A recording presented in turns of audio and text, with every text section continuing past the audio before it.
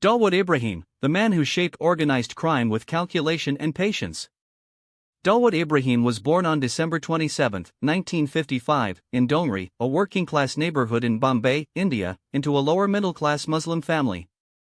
His childhood unfolded among narrow alleyways, crowded markets, and the constant presence of poverty, which marked every aspect of daily life. From an early age, Dawood perceived the inequalities dividing the city, wealth concentrated in the hands of a few and the silent misery of the majority. This early awareness cultivated in him a pragmatic sense of power and survival, an intelligence that did not pause before conventional morality but sought efficiency, control, and predictability. His entry into the world of crime was not sudden but gradual, like a river forming from small streams. He started in local markets, on the streets of Dongri, learning to read the dynamics of illegal business, detect opportunities, and manage risks. He observed, calculated, and made decisions coldly. Violence was a tool, not an end. Loyalty was a currency that had to be cultivated and carefully protected. During the 1970s and 1980s, Dawood Ibrahim consolidated himself as the leader of Bombay's underworld.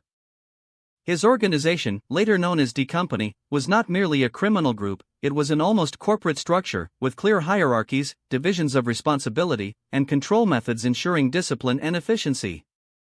Unlike other mobsters who relied on improvisation, Dawood structured his empire with administrative precision. Drug trafficking, smuggling, extortion, and money laundering were handled as coordinated operations, each move calculated to minimize risks and maximize profits. Dawood Ibrahim's fame was also linked to his adaptability and discretion. While his rivals were caught due to impulsive mistakes or internal conflicts, he maintained a calculating profile. His decisions seemed simple but were the result of constant analysis of the forces at play: the police, local politics, international alliances, and the underground economy.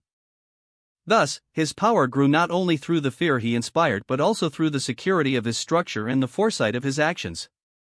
By the mid-1990s, Dawood became a fugitive sought by Interpol, accused of multiple crimes, including planning attacks and large-scale drug trafficking. However, his influence transcended borders. His empire extended beyond India, reaching Pakistan, the Middle East, and Europe.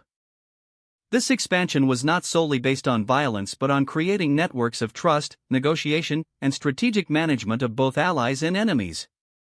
Dawood Ibrahim's impact on Indian and global society is complex and contradictory.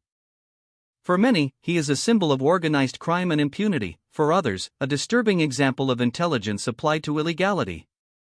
His life shows how a man, given adverse circumstances, can build a system that challenges legal and economic structures, reinventing the rules of a clandestine world where information, discipline, and anticipation determine who survives and who falls. Even in exile and under constant threat, Dawood maintained the cohesion of his organization.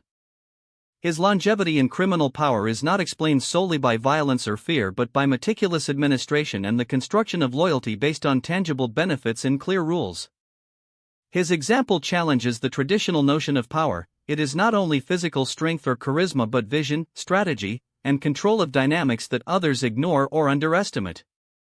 Dawood Ibrahim did not seek fame through his public persona. His notoriety emerged as an inevitable consequence of his influence. In every move, one perceives the logic of a man who understood the laws of the black market and informal power, combining audacity and patience, aggression and discretion. His story is not just that of a criminal but of a strategist who transformed crime into an almost businesslike operation, leaving a legacy that challenges morality, politics, and justice. In the end, Dawood Ibrahim represents the paradox of power and illegality. Strength does not reside solely in violence or intimidation but in applied intelligence, meticulous organization, and the ability to foresee consequences in an environment where every mistake can be fatal. His life and actions remind us that even in the clandestine world, success depends on vision, discipline, and absolute control. Do not forget to like, share, and leave your comment. Write who you want to see in the next video. The next story could be your choice.